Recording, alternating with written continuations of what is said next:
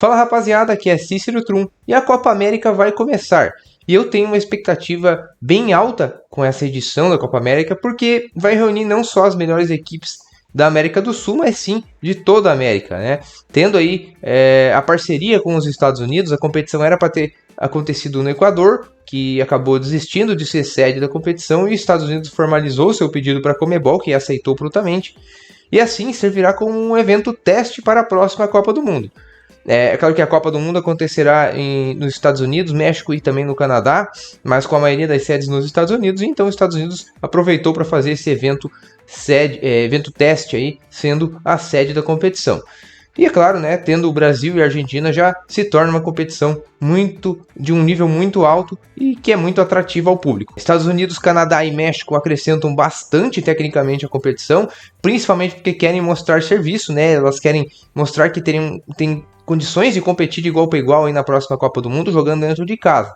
Então, vamos jogar para valer e será então uma competição bem interessante e de um nível técnico bem bom. Teremos então 10 seleções aqui da América do Sul: a Argentina, Bolívia, Brasil, Chile, Colômbia, Equador, Paraguai, Peru, Uruguai e Venezuela. E mais 6 participantes da CONCACAF: os Estados Unidos, a Jamaica, o México, o Panamá, Canadá e Costa Rica. Como de praxe, o grupo A tem sempre a atual campeã. E no caso aí, a gente sabe que foi a Argentina que venceu a última Copa América. E ela vai enfrentar então o Canadá na abertura da competição, estreando nesse belíssimo New Atlanta Stadium, um estádio todo estiloso, no dia 20 de junho, uma quinta-feira às 9 horas da noite. E ainda nesse grupo tem Chile e Peru, além de Argentina e Canadá, o que eleva o favoritismo aí da Argentina. Naturalmente ela é a favorita desse grupo. Uma equipe que mantém a base aí, que foi campeã mundial em 2022 e também da Copa América em 2021, com o Scaloni ainda no comando técnico. O Messi pode não estar mais no mesmo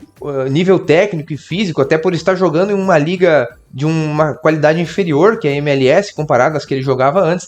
Mas a gente sabe que ele é um gênio, ele pode tirar um coelho da cartola a qualquer momento, dar um passe genial, acertar um chute na gaveta. Enfim, a gente sabe que a qualidade técnica dele é indiscutível e vai continuar sendo, mesmo ele estando veterano e jogando em uma liga menor. E além disso, é um cara que tem uma liderança muito grande e é muito forte e querido dentro desse grupo. Tanto é que ele continua sendo o capitão, é a grande referência e o time joga em função dele. E a escalação da Argentina aí nas últimas partidas continua sendo muito semelhante àquela que disputou a final da Copa de 2022 contra a França. Tendo o goleiro Martínez, Enzo Fernandes, McAllister, Depou, Messi, Di Maria, Julián Álvares e companhia. Podem pintar aí como novidades o ponta Garnacho do Manchester United e também o meia Facundo Bonanotte do Brighton. E o primeiro adversário da Argentina, que é o Canadá, tem um time com uma base bem jovem aí, muitos também jogadores que disputaram a Copa de 2022. O Afonso Davies é o grande craque do time, continua sendo e vai continuar sendo, é um lateral que é um dos melhores do mundo, dispensa apresentações. Tem aí também o Stephen Eustáquio, volante do Porto, Ismael Koné, que é do Watford, o Larin, centroavante grandalhão do Mallorca, o Buchanan, que é um lateral e também pode jogar de ponta, né? Ele está na Inter de Milão. E também, é claro, o atacante Jonathan David, do Lille. E o Chile tem como treinador o ex-técnico do Palmeiras e do Peru, o argentino Ricardo Gareca, que inclusive levou o Peru até uma final de Copa América em 2019. Acho ele um bom treinador, mas não tão bom quanto foi jogador. Inclusive, se vocês tiverem interesse em ver aí alguns gols do Gareca, quando eu fazia compilados de gols aí no canal, de melhores momentos de jogadores, vai estar aí em cima para quem tiver interesse. E o Gareca aí nos primeiros jogos comandando o Chile, fez boas apresentações. Disputou alguns amistosos na Europa, ganhou 3-0 da Albânia, e fez uma dura partida contra a poderosa França e perdeu por 3-2, mas mostrou um ótimo futebol. O problema do Chile é que as grandes estrelas continuam sendo os veteranos de guerra. Cláudio Bravo, goleiro de 40 anos, ainda é titular, o Isla, ex-Juventus e Flamengo, na lateral direita, o Vargas do Atlético, o Alexis Sanches da Inter de Milão, mas também tem alguns bons valores aí para ficar de olho, como o Marcelino Nunes, meia do Norwich, o Dario Osório, um ponta de muito talento que joga no futebol dinamarquês, e também o Alexander Avarena, da Universidade Católica. O Chile que está naquela transição, né? Ele teve sua melhor geração aí recentemente e essa geração envelheceu e não conseguiu ter jovens à altura para substituir. Está lançando aos poucos aí alguns jovens no time e fazendo essa mescla aí com alguns jogadores veteranos da última geração que ainda tem condição de jogar. Mas obviamente essa seleção, por ter conquistado coisas, sofre alguma pressão, principalmente de mídia, da torcida, e acaba não correspondendo, e isso também é ruim porque pressiona aí, então, os novos jogadores ao chegar na seleção chilena. Então eu acho que a exigência do Chile aqui nem é fazer uma grande competição, brigar pelo título, nem nada. É mais dar experiência para esses meninos aí, e aos poucos eles irem substituindo os antigos jogadores aí que brilharam, como Alexis Sánchez, Vidal e companhia.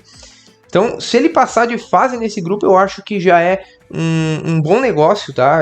Vai ser bem visto aí pela diretoria da Federação Chilena, porque eu acho que o mais importante aqui está sendo dar experiência internacional para esses meninos e não conquistar títulos que eles ainda sabem que não tem essa condição. Por fim, o último integrante desse grupo, que é o Peru, que ele também tem um novo treinador, é o Jorge Fossati, ele que como jogador foi ídolo do meu time aí do Avaí, foi um ótimo goleiro e também aqui no Brasil foi técnico do Inter, campeão da Libertadores. Ele teve um grande ano de 2023, ele foi técnico do Universitário do Peru e foi campeão nacional. Tal título ele conduziu até a seleção. E seus 2 testes aí no comando do Peru foram fracos, foi contra a Nicarágua e também República Dominicana. Porém tem algum sentido eles enfrentarem esses times, já que são times que enfrentam corriqueiramente aí o Canadá. E como o Canadá é o único adversário que o Peru não conhece muito bem, já que os outros 2 são Chile e Argentina, ele está preocupado em saber como o Canadá joga e como pode superar esse time. É uma estratégia aí que está apostando a Federação Peruana de Futebol, eu faria diferente, mas é interessante. Figuras mais conhecidas aí do Peru, o goleiro Galese,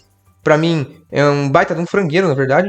O Advíncula, que é um bom lateral do Boca Juniors. Sempre vou lembrar do Advíncula, que ele é um jogador que brilhou aí no Boca, é ídolo até. Jogou bem também, o Raio Vallecano, jogou no Campeonato Português, mas não conseguiu ser titular da Ponte Preta. Tem o Paulo Guerreiro, ainda com 40 anos, marcou até gol no último amistoso contra a Nicarágua, deve ser o centroavante. E tem alguns jovens valores, como o atacante João Grimaldo, do Sporting Cristal, e o Jesus Castilho, meia do Gil Vicente de Portugal. Tem ainda o André Carrilho, que teve uma grave lesão e acho que dificilmente se recuperará a tempo para jogar essa Copa. Minha visão é que a Argentina é favoritaça para esse grupo, apesar de o Canadá ter um bom time, o Chile também tem alguns jogadores interessantes, o Peru também não é um adversário tão ruim tecnicamente, mas a Argentina está muito acima do nível dos outros times. Eu acho que se ela tiver mais dificuldade com algum time aí nessa competição, deve ser contra o Chile, que é um time que joga mais fechadinho e que também já sabe jogar contra a Argentina. Não à toa foi campeão duas vezes da Copa América sobre a Argentina. Então tem ainda uma rixa aí por trás disso tudo. O Canadá até tecnicamente talvez seja melhor, mas é uma equipe de muitos jovens, né? E acho que podem tremer aí ao ver Messi e companhia pela frente. Ao meu ver, o Peru é o time mais fraco desse grupo, mas também não é nenhuma baba, pode surpreender, pode causar transtornos aí aos adversários.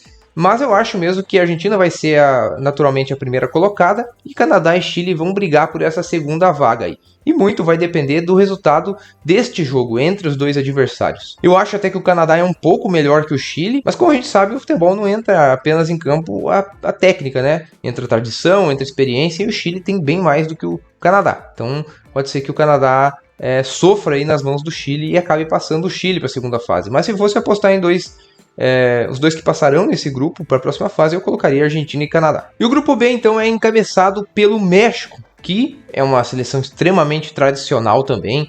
Sempre é pedra no sapato aí de gigantes em competições de alto nível, até em Copa do Mundo, inclusive. Mas é uma seleção que não vem tendo bons resultados ultimamente. Em 2023 perdeu para a Colômbia no amistoso e agora no final da Nations League foi derrotado pelos Estados Unidos por 2-0. E vai ter 2 amistosos bem interessantes antes da competição aí da Copa América, que serão bem desafiadores e podem preparar bem o México para essa competição, que é nada mais nada menos que Uruguai e Brasil. E o México, como sempre, tem muitos jogadores conhecidos que jogam na Europa e também já participaram de muitas competições. Cito aí o goleiro Ochoa, que ainda é titular e continua fazendo seus milagres atuando na Salernitana. Tem o César Montes, que é um zagueiro que me agrada bastante, muito vigoroso, boa técnica, ele joga no Almeria.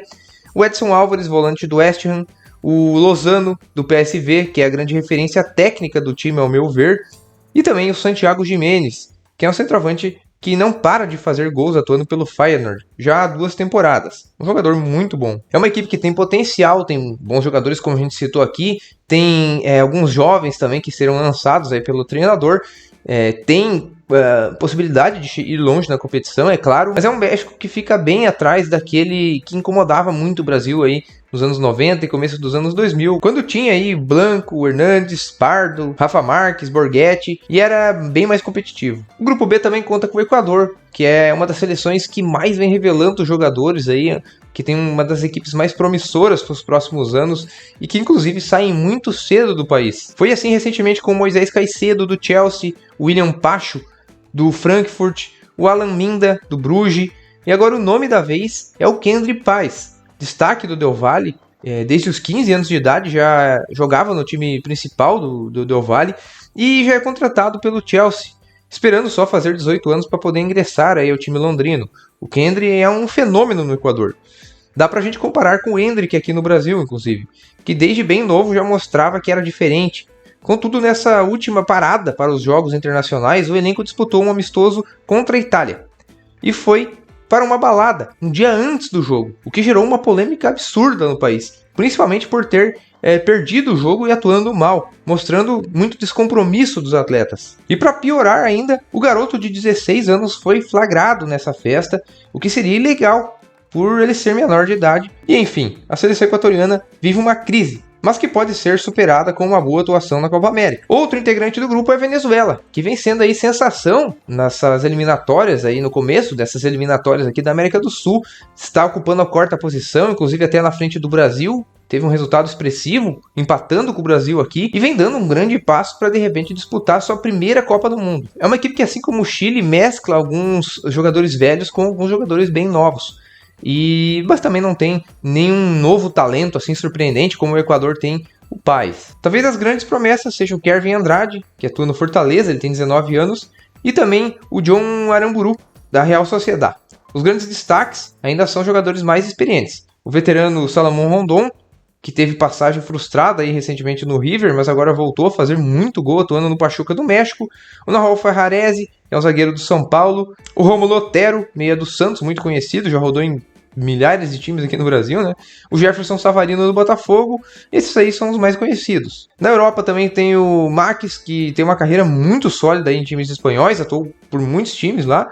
E o Cádiz, que é um atacante de 28 anos. Grandalhão, tá fazendo muito gol atuando no Famalicão de Portugal. Mas na seleção ele ainda não conseguiu render. E ainda tem o Herrera, do Girona, que está fazendo uma temporada espetacular com o time que surpreende aí na Espanha. Não é uma seleção cheia de bons valores, né, que vai encantar, jogar um futebol bonito, mas pode surpreender, tem um conjunto muito forte e vem mostrando aí resultados nas partidas na eliminatória. E o último integrante desse grupo é a Jamaica, que para mim é um tiro no escuro. A Jamaica pode vir e fazer um vexame, perder todas as partidas de goleada, como também pode vir dar um trabalhão absurdo. Eu digo isso porque é uma equipe que tem jogadores muito conhecidos, que jogam na Premier League, e jogadores que ninguém faz nem ideia de quem é. Entre os grandes nomes, a gente pode citar o Demarai Gray, ex-Everton, o André Gray, ex-Watford, o Michael Antônio, do West Ham, o Michael Hector, ex-Chelsea, e Bob Reed, do Fulham. É uma equipe de muita força física e velocidade, mas com pouca organização tática e entrosamento. Ao meu ver, o México é favorito para esse grupo, não só por ser a melhor equipe tecnicamente, mas também por estar praticamente jogando em casa. É claro que a Copa está sendo nos Estados Unidos, mas a gente sabe a quantidade absurda de mexicanos que moram nos Estados Unidos e o quanto eles são fanáticos por futebol. Então, acredito que estarão ali em todos os jogos em peso para apoiar a seleção tricolor. O Equador é uma equipe também muito qualificada tecnicamente, mas que tem muitos jogadores novos. Pode mostrar um ótimo futebol, acredito até que vai mostrar, até porque tem que dar uma resposta para o seu torcedor daquilo que aconteceu no último episódio ali do jogo contra a Itália. Então, para mim, o Equador é a segunda força do grupo, mas pode brigar de igual para igual para o México até superar ele e ser o primeiro colocado do grupo. Depois a gente tem aí a Venezuela e a Jamaica. Eu acredito que a Venezuela é um time um pouco mais forte, né, mais estruturado e também mais entrosado do que a Jamaica. Então, se alguém pode ameaçar aí a vaga do México e também do Equador, é a Venezuela. A Jamaica, como eu falei, é um tiro no escuro. Pode vir, pode surpreender, mas eu acho difícil demais. O próximo grupo, que é o C, é o grupo do time da casa, os Estados Unidos, que ao meu ver é uma equipe que foi preparada para jogar essa Copa aí de 2026. Na Copa de 2022, o treinador da equipe, o Berhalter, convocou a maioria dos jogadores jovens para já fazer uma preparação visando a Copa de 2026, que é ser dentro de casa. Os Estados Unidos têm um interesse gigantesco em fazer uma grande competição e até brigar pelo título. Mas antes disso, já vai mostrar seu valor brigando, de repente, até pelo título nessa competição da Copa América jogando em casa. É uma equipe que eu gosto bastante de assistir, joga um bom futebol, troca muitos passes, tem jogadores técnicos no meio campo, principalmente no meio campo e nas pontas, e tem um futebol muito veloz e também de contra-ataque. O Pulisic continua sendo a grande referência, é um jogador que dispensa apresentações. Eu gosto muito do seu estilo de jogo, ele vai para cima mesmo e é um líder em campo. Mas também a equipe americana possui outros bons valores e também conhecidos do público. Tem o goleirão Matt Turner, ex-Arsenal, o Serginho Dest, ex-Barcelona e Milan, o filho do Jorge Weah, o Timothy Weah, que joga na Juventus, o McKennie, também outro atleta americano aí da Juve, o Musah, que joga no Milan, e ainda tem o Balogun, atacante e goleador do Mônaco. O segundo integrante desse grupo é o Uruguai. Tem uma tradição absurda, não à toa é o maior campeão da competição da Copa América, ao lado da Argentina, com 15 conquistas cada um, logo atrás tem o Brasil com 9. E o Uruguai vem sofrendo bastante mudanças no time, até porque os seus principais jogadores aí das últimas Copas estão já em fim de carreira, como Godin, Suárez, Cavani, e provavelmente esses jogadores não disputarão a Copa América. Talvez se algum deles for convocado, vai ser só, eu acho, o Suárez. O treinador da equipe é o Bielsa, e é claro que o Uruguai vai levar para essa Copa América sempre a sua enorme tradição, muita raça e também muita qualidade técnica, pois tem bons jogadores e até jovens valores interessantes. Tem aí o volante Ugarte, o meia Pelistri, o atacante Luciano Rodrigues, que já é chamado de novo Suárez do Uruguai, ele joga no Liverpool, é um centroavante que tem bastante recurso, e ainda tem os ótimos jogadores conhecidos como o De La Cruz, o Rascaeta do Flamengo, o Valverde do Real Madrid, o Darwin Núñez do Liverpool, entre outros. Então é uma seleção obviamente muito forte e que vai com certeza dar muito trabalho e brigar pelo título sem dúvida. E as outras seleções desse grupo é a Bolívia e o Panamá, o que torna esse grupo um pouco fácil de fazer uma previsão, porque obviamente Estados Unidos e o Uruguai estão muito acima tecnicamente dos seus dois adversários. Então é um grupo que dificilmente teremos alguma surpresa. O Panamá aí tem Cecílio Waterman, que é um atacante grandalhão e goleador, já vem rodado aqui no futebol sul-americano, está atuando atualmente no Alianza Lima do Peru. O ponta Puma Rodrigues talvez seja a grande referência técnica dessa seleção panamenha.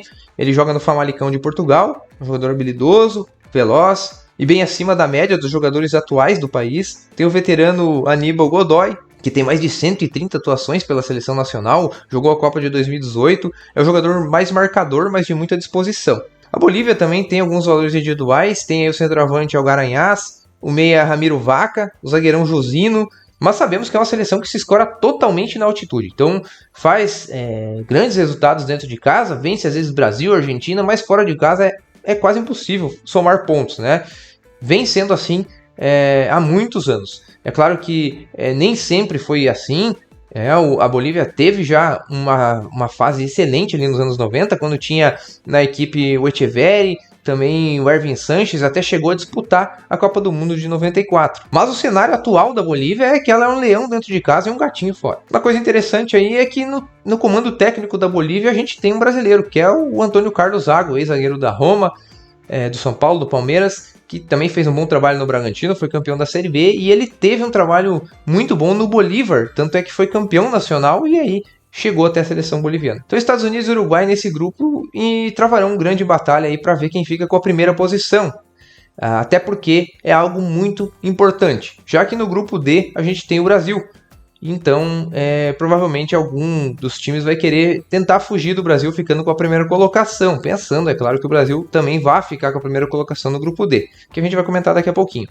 E o mais interessante é que Estados Unidos e Uruguai se enfrentam justamente na última rodada, onde os dois podem ter, e eu acredito que vão ter 6 pontos, então farão um confronto aí direto e bem interessante para assegurar a primeira colocação. Se houver uma chance de zebra nesse grupo, que eu acho bem difícil, eu acredito que o Panamá tem uma equipe um pouquinho melhor do que a Bolívia. E o último grupo, o grupo D, ao meu ver, é o grupo mais equilibrado da competição. Não chega a ser um grupo da morte, mas se algum dos grupos tem que ter, se toda a competição tem que ter um grupo da morte, é esse então.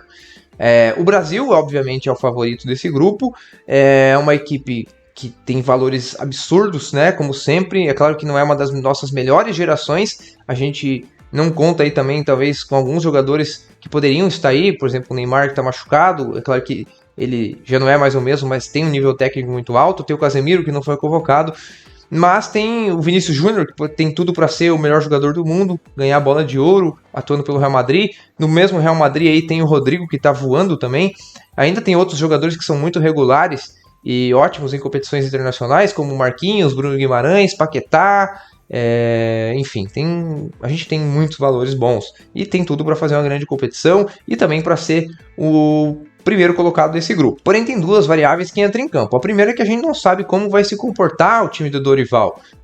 O que o Dorival disputou até agora foram 2 amistosos, não dá para ter um padrão de jogo, não dá para saber exatamente como essa equipe vai jogar, quem ele vai escalar, como é que vai se comportar num torneio que realmente está valendo, não é só amistoso. E a outra situação que é concorrente do Brasil no grupo, que é a Colômbia, está numa fase absurda. O Brasil mesmo sofreu recentemente nas mãos da Colômbia. Recentemente aí fez amistosos aí contra o México e a Espanha, venceu os jogos, vem invicta há um bom tempo aí, também jogando muito bem nas eliminatórias, ocupando a 3ª posição. Portanto, o momento da Colômbia é melhor até que o do Brasil e pode ser uma grande protagonista aí nessa competição. Conta com o talento do Luiz Dias, que é um atacante fenomenal, um craque de bola. Sou fã do seu estilo de jogo, é destemido, ele vai pra cima, sempre procura o gol. Tem aí experiente volante Lerma também, do Palace no grupo. O lateral Munhoz também do clube inglês. Além de alguns jogadores que atuam aqui no nosso país, como o Rames Rodrigues, que sempre pode aprontar. O Arias está jogando muita bola no Fluminense, o Richard Rios do Palmeiras, o Borré do Inter, entre outros. Não tão abaixo do nível da Colômbia e do Brasil, a gente tem o Paraguai, que também sempre incomoda aí. É uma equipe muito tradicional, já campeã de Copa América, mas que no ano de 2024 não jogou nenhuma partida ainda. Vai fazer agora 3 amistosos seguidos antes da competição começar, mas fica difícil a gente saber como é que esse time vai se comportar. Eu peguei como base aí as partidas que disputou na eliminatória, onde está fazendo uma campanha um pouco até pífia, né? Fez só 5 pontos e marcou pouquíssimos gols. Então é uma equipe que se caracteriza por ter uma defesa bem sólida. Se eu não me engano, tomou 3 gols só até agora nas eliminatórias, bem pouco. É uma equipe que tem ótimo setor defensivo, sempre teve, na verdade. O Paraguai sempre se caracterizou. Não à toa vive revelando uma enorme quantidade de zagueiros e laterais muito bons, que inclusive os times brasileiros compram e depois viram ídolos, né? Mas os seus atacantes envelheceram e não teve ninguém para substituir eles. O Paraguai tem aí, nos últimos anos, os artilheiros do seu campeonato nacional. Santa Cruz, com 43 anos, se eu não me engano, 42, 43 anos. Um jogador que já jogou no Bayern, né, há muito tempo. E o Cardoso, ex-jogador do Benfica, que também tem 40 anos. Inclusive, os dois estão aí no Libertad, que foi campeão nacional recentemente, nos últimos anos. E são os atacantes protagonistas ainda do futebol paraguaio. E não tem mais condição de jogar partidas internacionais e jogar uma competição de alto nível como a Copa América. Pra você ter ideia, o Cerro Porteño nos últimos anos contratou alguns jogadores que não eram nem muito bem aproveitados aqui no Brasil, como o Churrim, ex-Atlético Goianiense e Grêmio, o Edu, que jogava no Cruzeiro, no Brusque, e até o Marcelo Moreno teve uma passagem recente ali. O Olímpia, por exemplo, trouxe o veterano Lucas Prato. Então são centroavantes que já estão no final da carreira e não têm mais condição de disputar essas competições internacionais. Em compensação, conta aí com 2 bons pontas. Um deles é o Almiron, um jogador do Newcastle, outro atleta que eu admiro bastante pelo seu estilo de jogo bem agressivo na criação de jogadas, bem objetivo. O outro é o Ramon Sosa, do Tajeres, que não fica muito atrás também do estilo de jogo do Almiron. E na defesa tem nomes muito bons e todos conhecidos aqui do nosso futebol. Destaque para o Gustavo Gomes, que a gente está vendo aí na imagem, o zagueirão do Palmeiras, o Balbuena, ex-Corinthians, o Júnior Alonso, ex-Galo, e também tem os volantes aí, o Vila Sante do Grêmio e o Bobadilha do São Paulo. E por fim, nesse grupo a gente tem a Costa Rica, que também é uma equipe tradicional, mas que vem enfrentando um problema de renovação de elenco. Teve aí a sua melhor geração na última década, que fez aquela brilhante campanha na Copa do Mundo de 2014, há 10 anos, mas que também depois não conseguiu renovar o seu elenco. O Gustavo Alfaro, que é o treinador argentino, e vem convocando jogadores bem jovens e tentando tirar esses jogadores velhos, que inclusive na última Copa jogaram e deram vexame, né? Ainda conta aí com o goleirão Navas, que é um espelho para esses jogadores, é um jogador que fez uma carreira fenomenal, já tem 40 anos ou quase 40 anos, e é necessário mesmo ter um jogador assim, um líder, tanto técnico como motivador, né, para esses jogadores jovens. Mesmo não tendo jogadores muito conhecidos aqui do nosso público, a Costa Rica sempre foi uma seleção que formou muitos jogadores bons e exportou eles cedo aí para a Europa. Então, a gente pode ser que a gente esteja dizendo que a Costa Rica vai ser um saco de pancada e ela pode surpreender. Então vamos esperar para ver aí, mas ao meu ver, a princípio, ela não tem uma equipe muito forte não. E os destaques aí desses novos costarriquenhos, tem o meia Orlando Galo do Herediano, o atacante Warren Madrigal, que joga no Saprissa, ele tem 19 anos, é um dos destaques do atual campeão costarriquenho. o Manfred Ugalde, que é o atacante do Spartak de Moscou, e ainda tem o ponta Álvaro Zamora do Ares da Grécia. É claro que os favoritos para esse grupo para passarem de fase é o Brasil e a Colômbia, mas diferente do grupo anterior, não tem dois times tão abaixo tecnicamente, né? Principalmente o Paraguai, que vive aprontando para cima do Brasil. Na Copa América de 2019, o Brasil até venceu o Paraguai, mas antes disso o Brasil vinha sendo eliminado para o Paraguai em 2 Copas Américas quase que seguidas, aí, se não me engano foi 2011 e 2015, as duas nos pênaltis, mas é uma equipe que dá um trabalho danado, é muito difícil fazer gol, e não vai ser diferente, aí a gente sabe também da qualidade dos zagueiros paraguaios que a gente citou aqui. Mas é claro que o Brasil e a Colômbia são os favoritos, e também o interessante é que vão se encontrar na última rodada, podendo provavelmente fazer um jogo aí para decidir o primeiro colocado, uma partida bem franca, bem aberta, o que seria bem interessante, né? Bem legal para a gente acompanhar. Também querendo de repente fugir dos Estados Unidos ou do Uruguai, né? Acredito que mais do Uruguai, né? Que é a equipe que dá mais trabalho naturalmente, mesmo os Estados Unidos estando jogando em casa. E o Brasil naturalmente vai ter uma escadinha aí, né? Começar pelo adversário mais fraco do grupo, depois o mediano e por fim a Colômbia, que é o mais forte. Para quem jogava muito em Mortal Kombat antigamente, tinha aquele do arcade, né, que era um elevador que ia subindo, tu ia enfrentando o mais fraco, depois ia dificultando. Então o Brasil enfrenta a primeira a Costa Rica, depois o Paraguai e assim em seguida o mais forte, que é o chefão aí, que é a Colômbia. Então, como eu falei antes, minha expectativa é bem alta para essa Copa América. Eu acho que o nível técnico vai ser muito bom, tem tudo para ser uma das melhores, se não a melhor da história tecnicamente.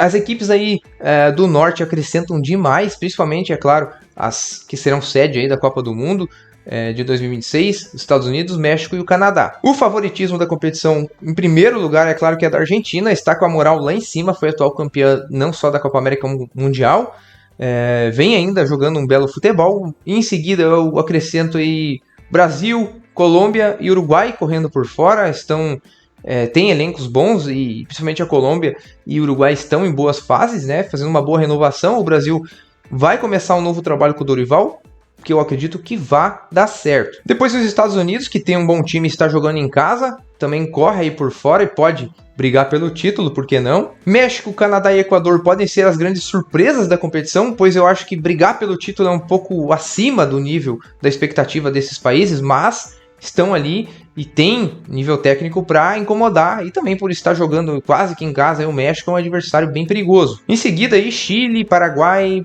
Peru e Venezuela são equipes que de repente podem passar para a segunda fase, mas nada mais do que isso, depois já caem por ali, não tem expectativa muito alta no torneio. E Costa Rica, Panamá e Jamaica para mim serão os possíveis sacos de pancadas dessa competição. A Costa Rica talvez até pudesse passar de fase se não tivesse caído num grupo tão complicado, mas ficou bem difícil aí, tendo como adversários o Brasil, a Colômbia e o Paraguai. E galera, quero saber de vocês, quem vai ser o campeão dessa Copa América? O Brasil vai brilhar, vai ser campeão? Vini Júnior vai trazer esse título pra gente? Dorival vai ser o técnico aí que vai dar de novo a confiança para essa seleção brasileira? Quem que vai ser a surpresa? Quem que vai ser o vexame dessa competição?